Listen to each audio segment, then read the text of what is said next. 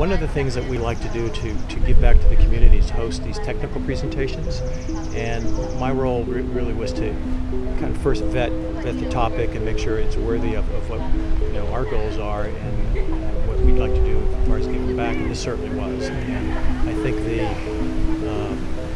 the audience participation we had today really validated that. So my role really is, I'm very interested in these types of technologies. We're a company that is so behind green construction, engineering construction, and have been before it really was fashionable. And once I heard the heat recovery aspect of the UTC system, the lights just went off, and boy, that's it. I got it figured out.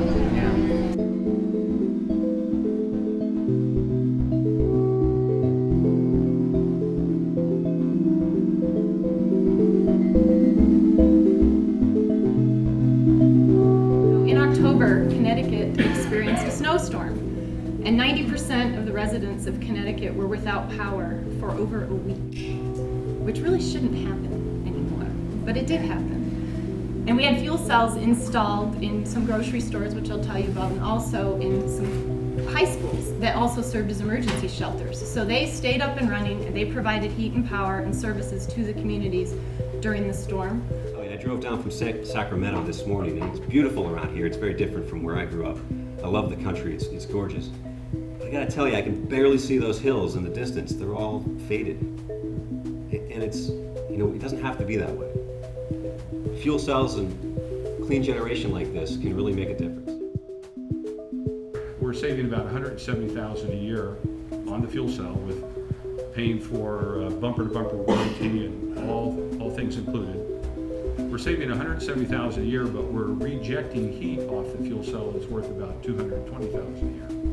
So we have a lot more opportunity if we can use more of that heat.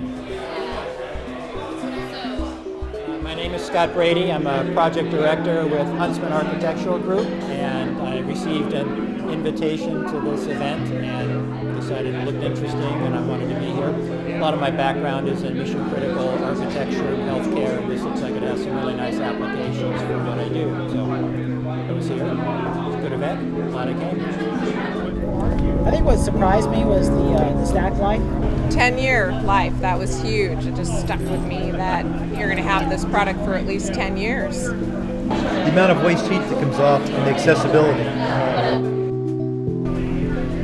This is such a collection of innovators here, and my word would be, don't be afraid to think out of the box with this. That's what's made Silicon Valley. That's what's made biotechnology. That's why it blossomed here, because people took a little risk, they thought out of the box and said, what if I did this? And believe it or not, there's so many home runs here. We all know that. So to take a little risk and really understand this, and don't say no to it until you really understand what it can do for you. And rule it out or rule it in, but do it based on valid information.